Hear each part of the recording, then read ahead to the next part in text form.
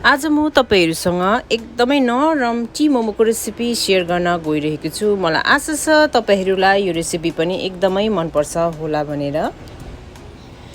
यो स्टीम बन चाहिँ एकदमै नरम, एकदमै फ्लफी, एकदमै मिठो हुन्छ। तपाईहरुले यसलाई नर्मली स्याप्टासँग सर्भ गर्न सक्नुहुनेछ अथवा तपाईहरुले मोमोको अचारसँग पनि सर्भ गर्न सक्नुहुन्छ।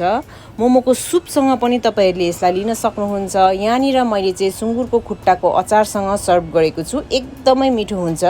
तपाईहरुले पनि एकपल्ट ट्राई गर्नु होला।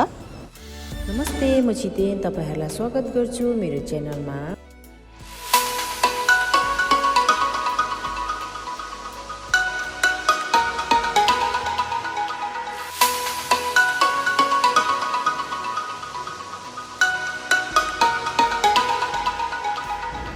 मैले यहाँनिर मैदा चाहिँ मेजरिङ कपबाट 3 कप लिए।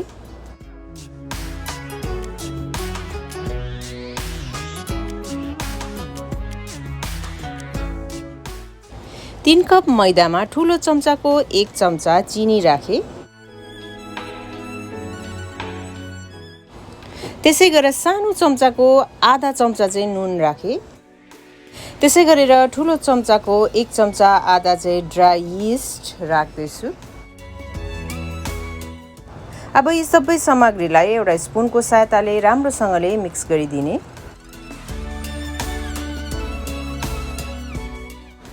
मिक्स भइसकेपछि कम्ती मनतातो पानी राख्दै पिठोलाई मुस्न थाल्ने।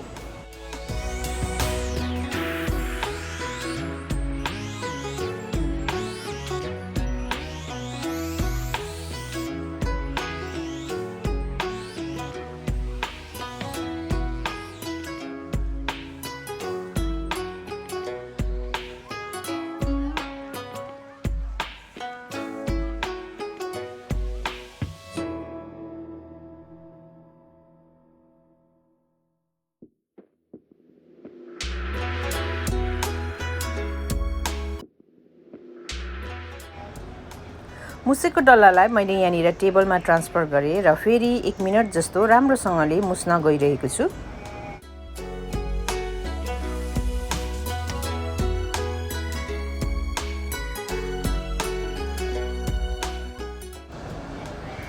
मुसेर रेडी भएको डल्लालाई फेरि बोलमा राख्न गइरहेको छु।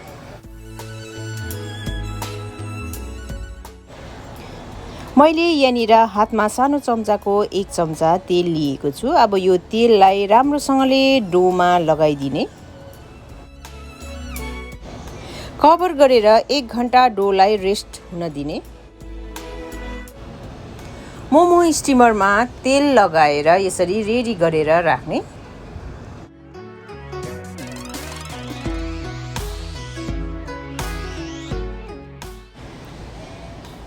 1 घण्टा बाद तपाईहरुले देख्न सक्नुहुनेछ तपाईहरुको डो चाहिँ डबल साइजको भएको हुन्छ। यदि भएको छैन भने तपाईहरुले अझै आधा घण्टा बेसी राख्न सक्नुहुनेछ।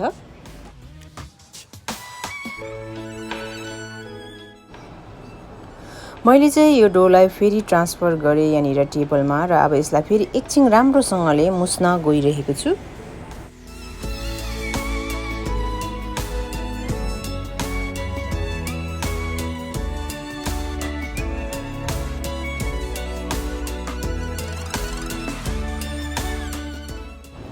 मुसिसकेपछि यसलाई 2 भागमा यसरी मैले काटे।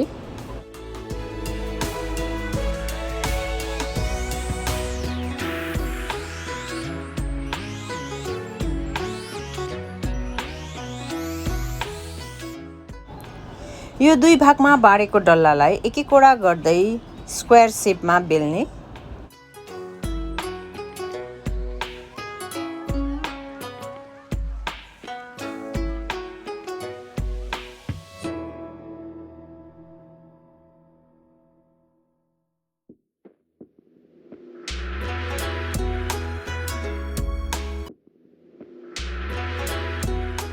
बेल्दाखेरि ध्यान राख्न पर्ने कुरा साह्रो पातुलो चाहिँ बेल्न हुँदैन।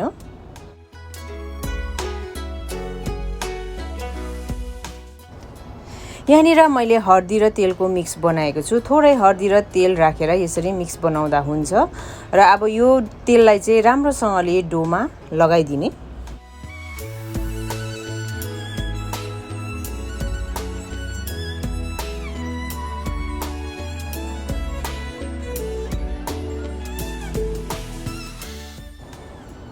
अब यसरी फोल्ड गर्ने।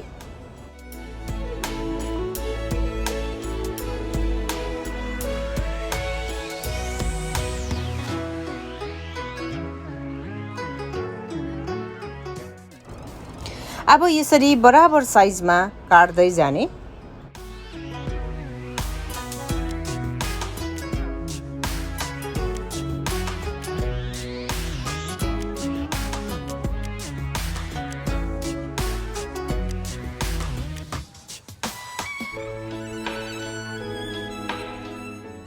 तपाईहरुलाई सजिलो तरिकामा टी मोमो बनाएर देखाइरहेको छु। यहाँनिर दुईटा काटेको पिसलाई मैले यसरी राखे र चपस्टिकमा हल्का तेल लगाएर यसरी बीचमा प्रेस गरिदिने।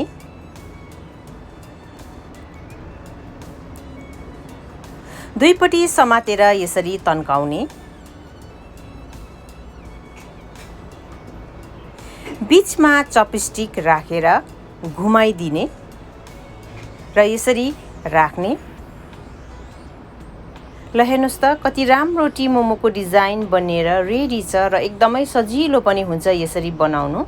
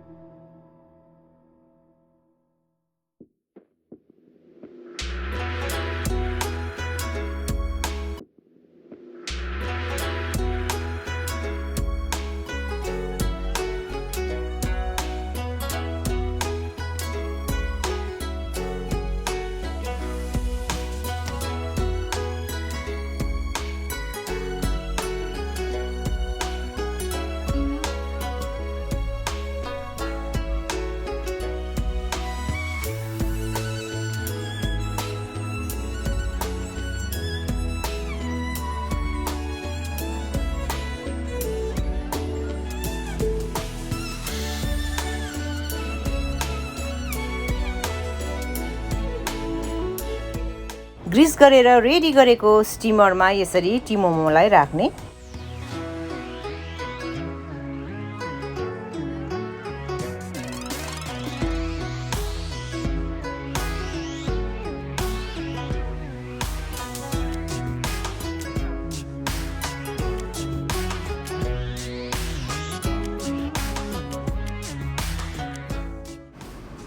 मैले चाहिँ यहाँनिर 3 कप मैदाबाट जम्मा 9 वटा टी मोमो बनाएर रेडी गरेको छु र अब यी सबै स्टिमरमा राखेर यसलाई म कभर गरेर फेरि 15 मिनेटको लागि रेस्ट हुन दिन्छु।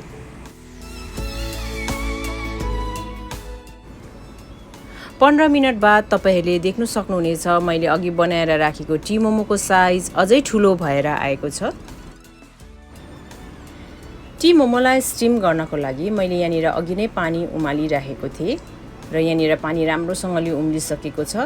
यसको बदलामा तपाईहरुले सुप पनि उमाल्न सक्नुहुन्छ। तपाईहरुले सुपमा पनि टी मोमोलाई स्टिम गर्न सक्नुहुन्छ र अब यसरी तपाईहरुले 15 मिनेट चाहिँ हाई फ्लेममा स्टिम गर्ने।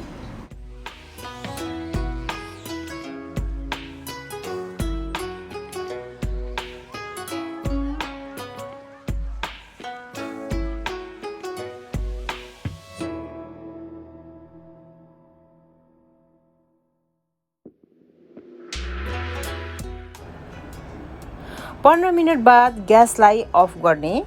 ल हेर्नुस् त टी मोमो पर्फेक्टली पाकेर रेडी छ। हेर्दै कति खाउँ लाग्दो देखिएको छ। ल कस्तो लाग्यो आजको मेरो रेसिपी कमेन्ट गर्नु चाहिँ नबिर्सिदिनुहोस् है। यदि मेरो च्यानलमा तपाईहरु नयाँ हुनुहुन्छ भने प्लिज च्यानललाई सब्स्क्राइब गरेर यदि रेसिपी मन परे तपाईहरुको साथी फ्यामिलीहरुसँग शेयर पनि गरिदिनुहोस् है। Thank you, bye bye.